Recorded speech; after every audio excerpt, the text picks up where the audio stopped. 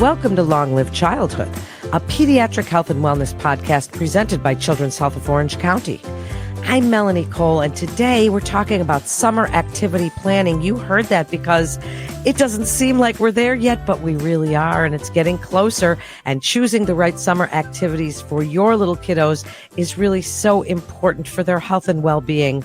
Joining me is Marta Ramos. She's a master of legal and forensic psychology, and she's a personal service coordinator and peer mentor at Project Health in the Department of Pediatric Psychology at CHOC. Marta, thank you so much for being with us today. It's hard to believe that summer is even coming up. My goodness, time is flying by. But before we talk about summer activities, Marta, I introduced you as a master of legal and forensic psychology. Can you tell us a little bit about yourself and why you want to talk about this topic today? Of course. Thank you so much for having me today. I've always been passionate about pediatric mental health, given the reason why I even went into psychology in the first place.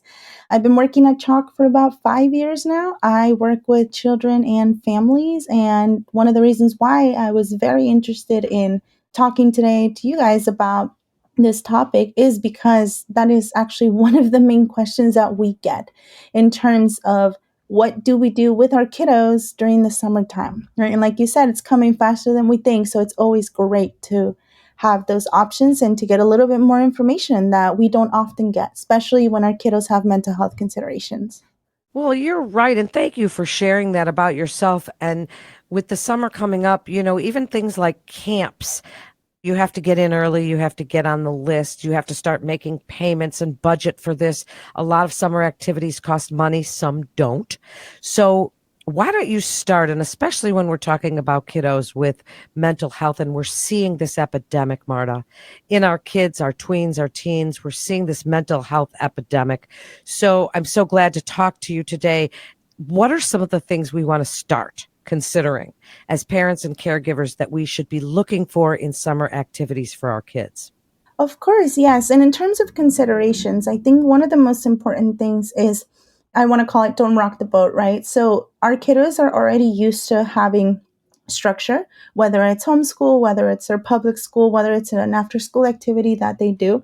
So definitely considering some of the same things that would be available to them in the regular school day that are available to them during the summer activity. So for example, the length of the activity, that's one of the most important, I would say, considerations, because I know some kiddos, they might go to school a full day, which is what typically 6 to 8 hours. If the activity is longer than that, we might experience maybe some pushback or maybe some changes and in the way that they feel about the activity.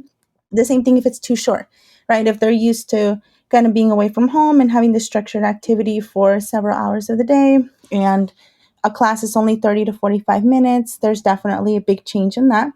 The same thing regarding the type of activity. So for example, if our kiddos are used to doing like an after school sport, then maybe an outdoor camp wouldn't be too much of a change for them. However, if our kiddos are not really into sports, maybe they're homeschooled, they're not participating in a lot of outdoor activities, maybe putting them in a camp where they're going to have to go out hiking and be outside might not be the best consideration. Another important thing that I always recommend to parents is definitely looking at the level of peer interactions that are going to be happening. So, also dependent on age. There are camps where you have kiddos from like 6 to 12 or 3 to 12. So, depending on how well your kiddo is used to interacting with other peers, it would also be really, really important for us as caregivers to consider the level of peer interactions that they're going to be having in the summer activities. And last but not least, when we talk about structure, kind of like I said at the beginning, our kiddos are used to being in school. They're used to having a lunchtime, maybe a break time, different activities throughout the day. So definitely picking something that's going to mimic that, especially when we have kiddos with mental health considerations, because that predictability can be really important for them. Thank you so much, Marta, for all that information. And we know that some of our kids don't want structure in the summer. They say, oh, it's my time off. I just want to be able to play video games or sit in the sun or do whatever I want to do with my friends. But structure is important. and that they don't get out of that routine completely. Can you balance for us what structure looks like in a summer activity with balancing giving the kids that little bit of time off that they crave in the summer? Of course, yeah. And I think when I'm talking about structure, right, we're definitely talking about a different setting than a school setting when they're not four walls sitting on a desk learning about something they may not necessarily want to learn about. But in terms of structure, it's important to consider an activity that maybe has different components to it. So I know there are different camps that have maybe like reading time and then they have outdoor time. So having the structure for them to be able to have predictability in terms of maybe having an activity where they can have time to hang out with their friends, but it's still a limited amount of time because, as we know, our little ones, they're not the best time managers just yet.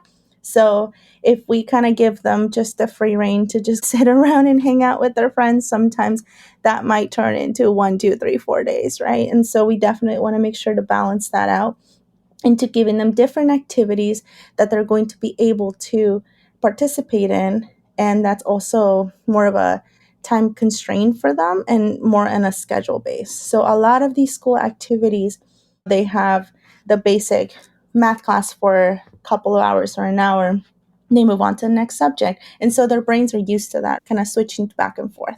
And so when we find summer activities for them, finding places where they are able to still practice these skills and have that predictability that maybe they'll get bored, right? Maybe they're outside doing a hike and they don't really like it. They'll know that there's something else that's coming next and maybe they'll have more fun with. In terms of structure as well, knowing that there's a safe place for them to go to in case things don't go well. So, a lot of the structure in schools, for example, especially with our kiddos who have mental health needs. As parents, we advocate for them. We have their IEPs, 504s, even if they don't have a 504 plan or an IEP. We talk to their teachers like, hey, what do we do when he gets upset? Oh, he can go out and take a walk. They can take a time out. So definitely picking an activity where there's going to be a setting that's going to help them manage also their emotions because they may not be used to interacting with peers in this manner, right? They might have never been on a hike before and maybe they play soccer and they're not used to being outside. What's going to happen when those emotions kind of start getting in the way and they start feeling all these things? Do they have a safe place to cope? Do they have this activity, this place that they're going to have a place for them to go to or have something planned for them in order to help them cope in case any of these tough emotions come up? Yeah, there's so much to really think about. People don't even always give this kind of consideration. Now, also, our kids are going to want to sleep in, that's what they want to do in the summer. And then they get off routine, and then it's hard to get them back onto the getting up early part. So that's an interesting thought for parents, but also reading. When we think of that structure and we think of activities that we want to get them involved in, reading, unless they're a kid that loves reading, they don't want to read in the summer because that seems too much like school. But we want them to read for enjoyment, for pleasure, for education. So, how can we mix the activities we want for health, sunshine, getting outside, running around, but also keeping some of that school routine, not sleeping in every single day, maybe picking up a book? How do we put all that together, Marta? Of course. And I think that's one of the most important things in terms of structure because us as parents, it's kind of you don't use it, you lose it, right? So a lot of our kiddos, they turn off their brains during the summertime. Unless, like you said, there are a lot of kids who really do enjoy the reading and doing all those school y activities during the summer.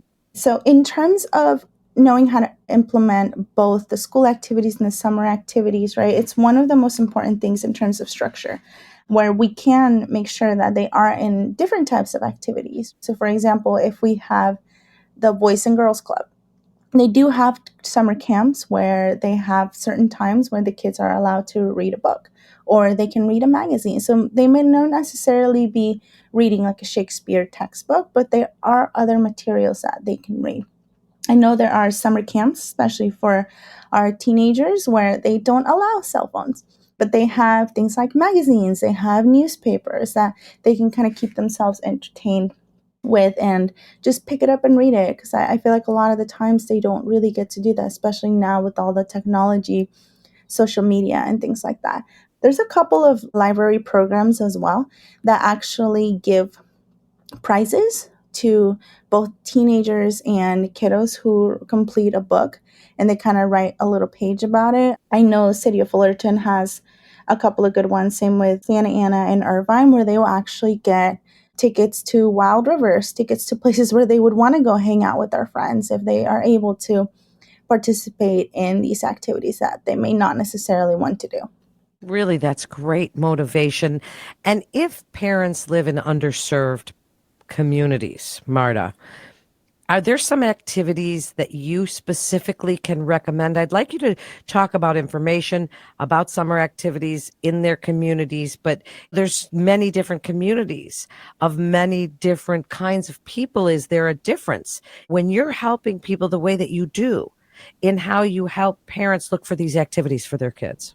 Of course. And I think the first and most important resource is going to your local resource center. There's family resource centers in every city in Orange County. You can simply Google. You can also do a simple 211 search.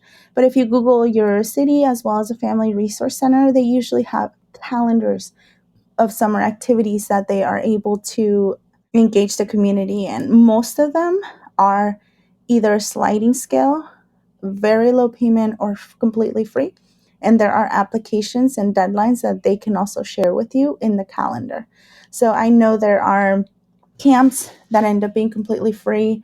A lot of the schools as well, if you ask them ahead of time. So we're talking, well, we're already in March. So maybe even now, start March and April, asking your school if there are any summer school activities, summer school camps that your child can go to. They usually will have scholarships for them. And if they do not, they will give you resources for the nearest low cost or free of cost activity. Marta, you've given us so much to think about and such great information that can really help parents right now. As we wrap up, I'd like you to offer your best advice for helping our kids figure out what we want to do in the summer, those summer activities, getting them involved, being involved with them, being good role models for health and getting outside, getting some exercise, doing all of these things in the summer that are so much fun, but also offer some of that structure, the conversations that we should be having with those in charge of those summer programs and activities to accommodate a child's needs if they do have special needs. Can you put this all into a nice package for us? Of course, yeah. And I think first and foremost, we need to model for our children that it's okay to take a break. That doesn't have to be school related, it doesn't have to be something necessarily with a negative connotation. And that's where, like you said, it comes in really handy for us to be able to participate in activities with them. A lot of the local cities and local libraries, they have free activities that both parents and children can do together. So they learn that maybe going to an origami class isn't so bad with mom and dad, and understanding that mom and dad and other caregivers, they are able to take a break, that it's not just another kind of thing that I'm being thrown into, that it's something that it's enjoyable and that my family's also modeling for me. In terms of having those difficult conversations, so again, it kind of goes back to the point of all of the different coordination and different advocacy efforts that as parents with children who have mental health considerations, we already do. So if I have a kiddo who has PTSD, I know that maybe if loud noises, if very busy environments are going to be a trigger for them, I know that that's probably not a good idea for me to put them in a summer activity that's going to have those things, right? And so when it comes to picking activities, we also have to keep those things into consideration. And when we do pick an activity, let's say our kiddo wants to learn how to play the piano. We found a class, we found it free of cost, or we found it at a reasonable price that we can afford. Having the conversation with whoever is in charge regarding our child's mental health needs. Because I feel like a lot of the times, because our kiddos spend so much time in school and the teachers know them for a long time, the principal knows them, their counselor knows them, they have these IEPs, 504s, or special accommodations in place. Sometimes as parents, we forget that not everybody is one, a mental health professional, or two, they don't really know our child Maybe it might be their first time meeting our child, or it might be the first time working with somebody who has a mental health condition. So I always tell parents that there's no amount of advocacy that can never be enough. And if you see something, say something. If there's something that you feel like they should know, please tell them right away. I always encourage parents to do thorough research of not only the program, the class, the club, but also who's in charge of them. How many times are they going to be overseeing? Because a lot of the times there might be one person in charge of the program, but maybe younger volunteers who actually run the program, or younger employees, younger peers who are going to be in charge of the groups and the different activities in the program. So it's really important for that information to be passed down, especially if the person in charge is not going to be directly working with your child. So anything that you would need them to know, like I said, give you that example. I had a patient that they got really overwhelmed and they needed a couple of minutes just to take a deep breath outside. And there was an activity that they were considering, that it was a music class, and there was no room to go outside because it was like in a commercial building. And so when our kiddo got really overwhelmed, they weren't able to take their break, go outside, feel the fresh air. And that ended up being more of a detrimental experience for them. So definitely being able to have these conversations with the people in charge to make sure that your child's needs are being met. And if they cannot meet them, it's okay to say no. It's okay to find another program. It's okay to talk to your mental health professional. It's okay to find something that might not necessarily be perfect, but at the end of the day, it will have those accommodations for them to be able to enjoy their summer while still having those safety nets to fall back on. Great information. This was such an informative episode, Marta. Thank you so much for joining us and sharing your expertise with parents today. And for more mental health tips and resources, please visit CHOC.org/program services/mental health. Thank you so much for listening to Long Live Childhood, a pediatric health and wellness podcast presented by Children's Health of Orange County. Together we can keep kids happy and healthy. We'd like to invite our audience to download, subscribe, rate, and review Long Live Childhood on Apple Podcast, iHeart, Spotify, and Pandora. Please remember to share these shows on your social channels as we're all learning from the experts at CHOC together. I'm Melanie Cole. Thanks so much for joining us today.